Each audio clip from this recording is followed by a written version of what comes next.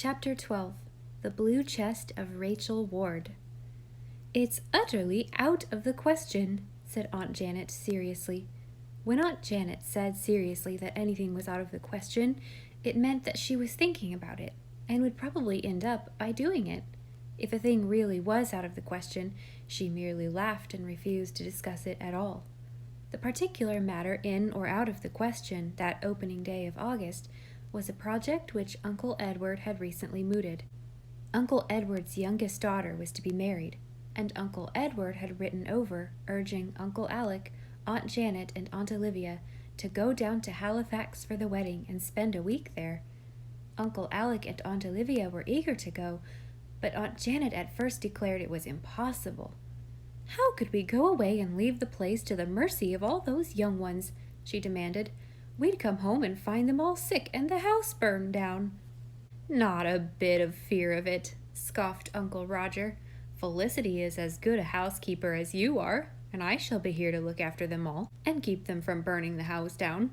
You've been promising Edward for years to visit him, and you'll never have a better chance. The haying is over and harvest isn't on, and Alec needs a change. He isn't looking well at all." I think it was Uncle Roger's last argument which convinced Aunt Janet.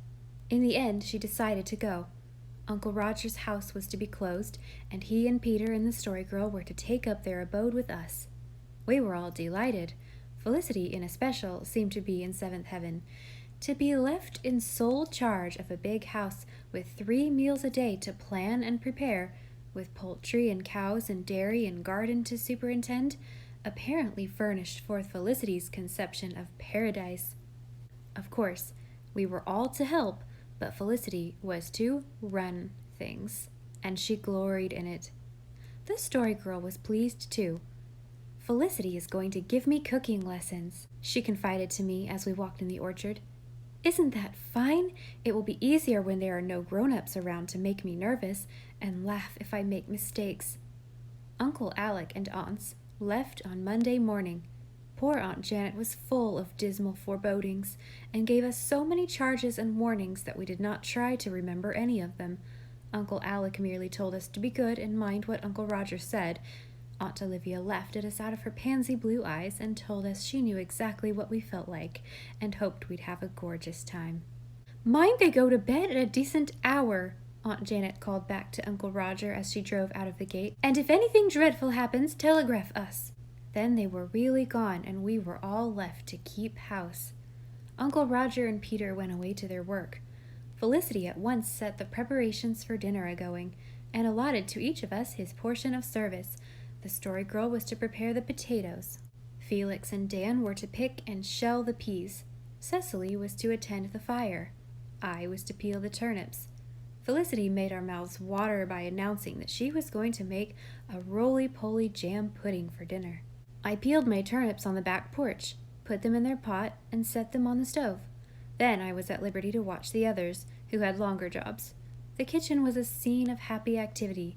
The Story Girl peeled her potatoes, somewhat slowly and awkwardly, for she was not deft at household tasks.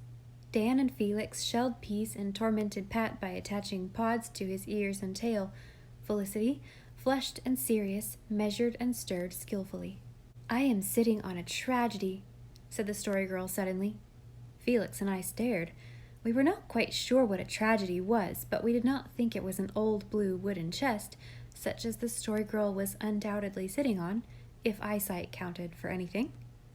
The old chest filled up the corner between the table and the wall. Neither Felix nor I had ever thought about it particularly. It was very large and heavy, and Felicity generally said hard things of it when she swept the kitchen. "This old blue chest holds a tragedy," explained the Story Girl. "I know a story about it. Cousin Rachel Ward's wedding things are all in that old chest," said Felicity. Who was Cousin Rachel Ward, and why were her wedding things shut up in an old blue chest in Uncle Alec's kitchen? We demanded the tale instantly. The Story Girl told it to us as she peeled her potatoes. Perhaps the potatoes suffered. Felicity declared the eyes were not properly done at all, but the story did not. "It is a sad story," said the Story Girl, "and it happened 50 years ago when Grandfather and Grandmother King were quite young.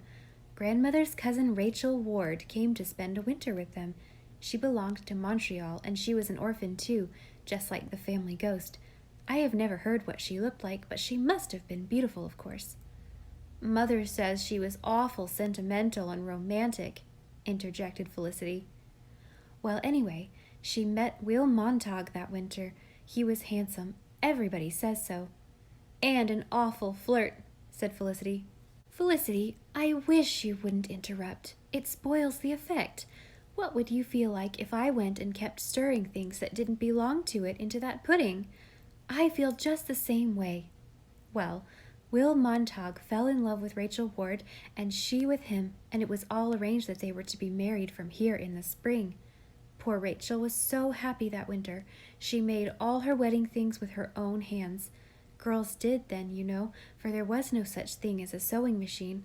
Well, at last in April the wedding day came, and all the guests were here, and Rachel was dressed in her wedding robes, waiting for her bridegroom. And the Story Girl laid down her knife and potato and clasped her wet hands. Will Montague never came. We felt as much of a shock as if we had been one of the expectant guests ourselves. What happened to him? Was he killed too? Asked Felix. The Story Girl sighed and resumed her work. No, indeed. I wish he had been. That would have been suitable and romantic. No, it was just something horrid. He had to run away for debt. Fancy! He acted mean right through, Aunt Janet says. He never sent even a word to Rachel, and she never heard from him again. Pig, said Felix forcibly. She was broken-hearted, of course. When she found out what had happened, she took all her wedding things and her supply of linen and some presents that had been given her, and packed them all away in this old blue chest.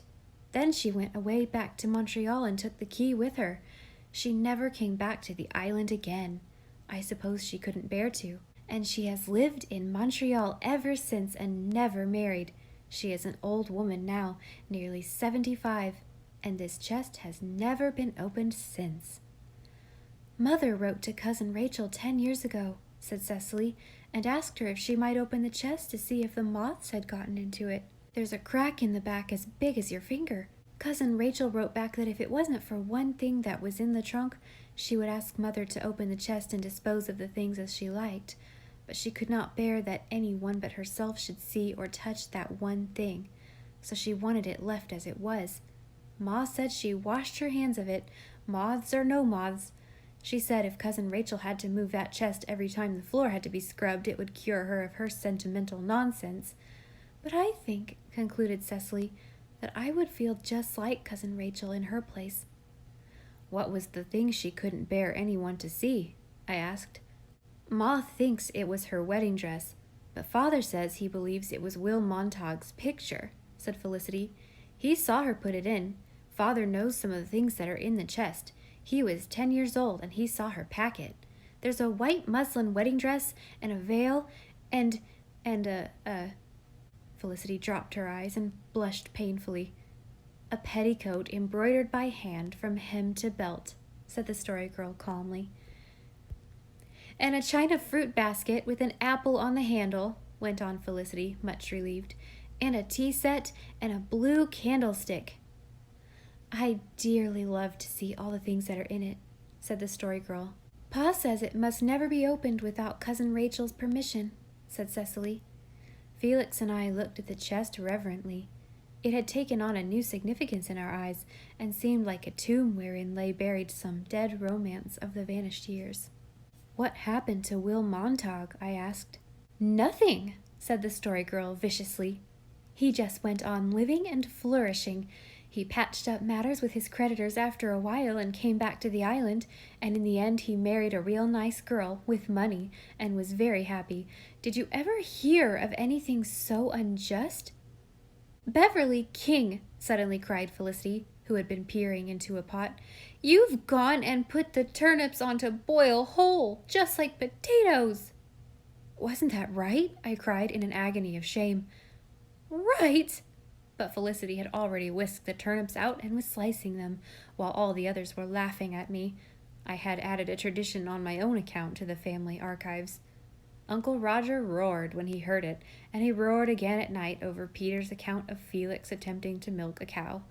Felix had previously acquired the knack of extracting milk from the udder, but he had never before tried to milk a whole cow. He did not get on well. The cow tramped on his foot, and finally upset the bucket. "What are you to do when a cow won't stand straight?" spluttered Felix angrily. "That's the question," said Uncle Roger, shaking his head gravely. Uncle Roger's laughter was hard to bear, but his gravity was harder. Meanwhile, in the pantry, the Story Girl, apron enshrouded, was being initiated into the mysteries of bread making. Under Felicity's eyes, she set the bread, and on the morrow she was to bake it. "The first thing you must do in the morning is knead it well," said Felicity, "and the earlier it's done, the better, because it's such a warm night."